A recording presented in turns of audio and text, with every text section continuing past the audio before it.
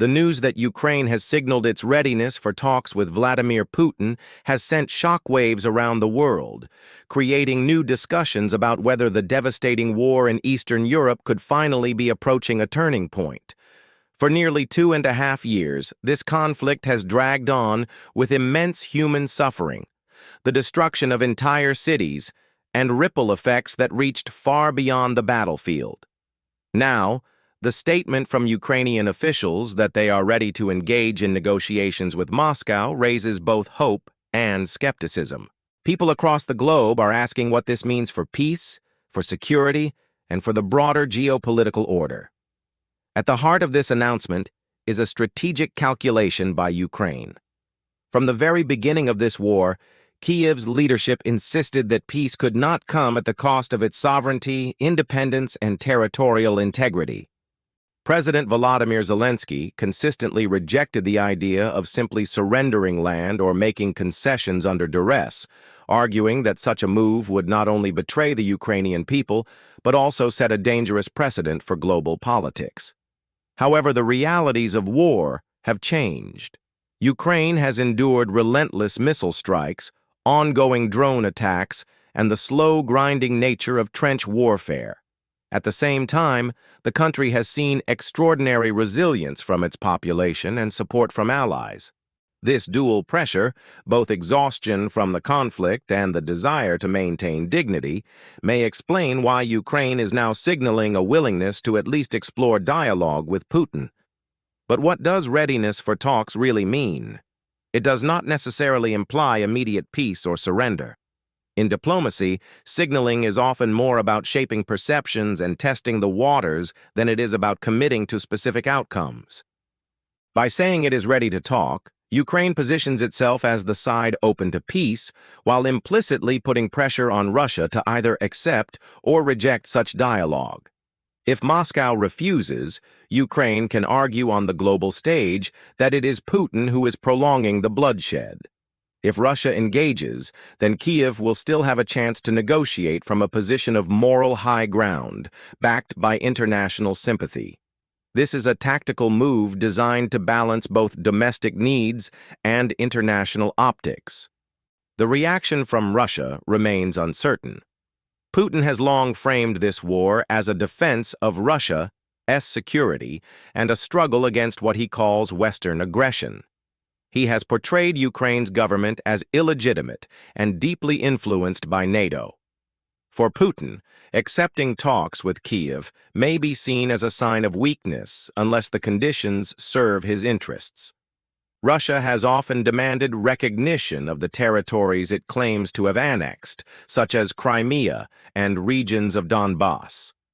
For Ukraine, accepting these demands would mean abandoning millions of its citizens to occupation. This clash of positions is why so many analysts remain skeptical that genuine peace could emerge in the short term.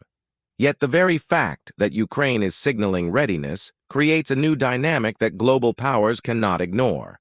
The United States and European Union, key supporters of Ukraine, will also play a critical role.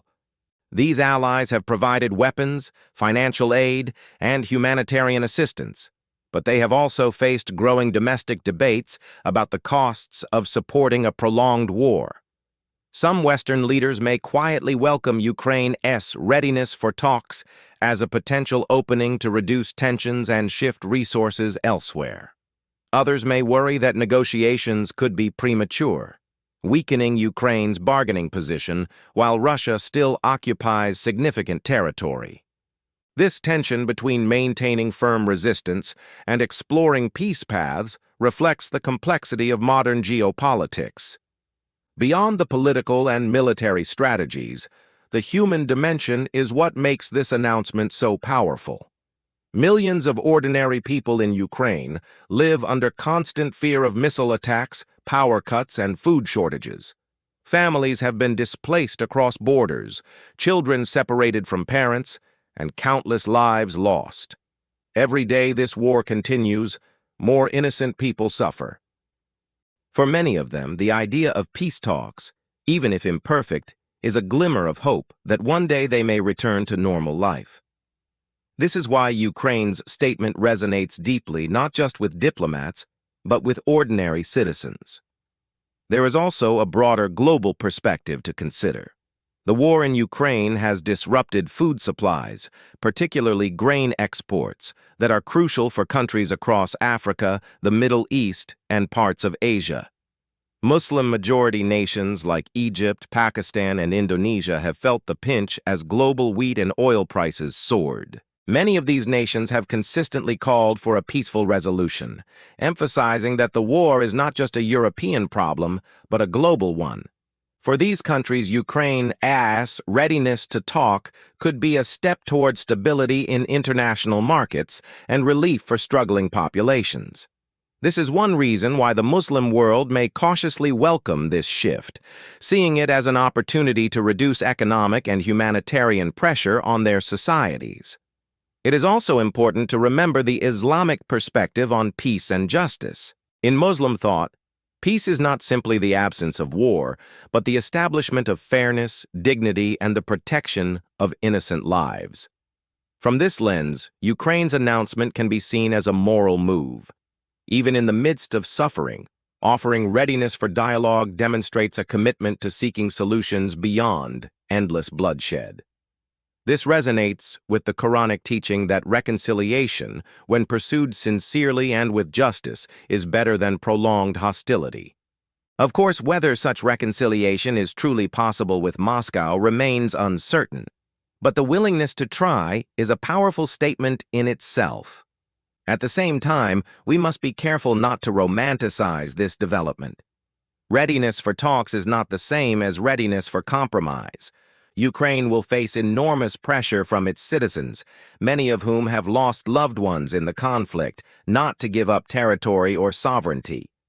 For them, negotiating with Putin may feel like negotiating with someone responsible for their pain. Balancing the emotional weight of public opinion with the pragmatic need for peace will be a delicate challenge for Ukraine's leaders. From a technical standpoint, any negotiations would likely require international mediation. Neutral countries or global organizations could step in to host or facilitate dialogue. Nations like Turkey or Qatar have previously played mediating roles in conflicts, and they may once again be called upon to create a platform for talks. The United Nations, despite its limited power to enforce outcomes, would also be expected to take part, lending legitimacy to the process. These mechanisms matter because direct bilateral talks between Kyiv and Moscow are unlikely to succeed without outside involvement.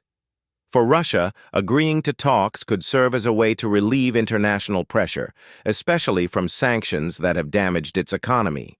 However, Moscow may also fear that dialogue will be used against it, painting it as the aggressor who eventually had to bend. The Kremlin's decision will therefore depend not just on battlefield calculations, but also on internal political considerations and how it wants to present itself to the Russian people. On the other side, Ukraine must calculate whether signaling readiness strengthens its alliances or risks weakening them. Some allies may interpret this move as a sign of fatigue, while others may see it as clever diplomacy. This balancing act is part of the wider challenge faced by smaller nations caught in great power struggles. Ukraine has shown remarkable ability to navigate this complex environment, and its latest announcement is another example of strategic messaging aimed at multiple audiences at once. The path ahead remains uncertain. Wars are not ended simply by declarations of readiness, but by painful, drawn-out negotiations where every word is weighed carefully. Yet moments like this matter because they signal a potential shift in mindset. They remind us that even in the darkest times, the door to dialogue remains open. For the Muslim world and for all peace-loving communities, this moment is a chance to reflect on the shared human desire for security, dignity, and stability.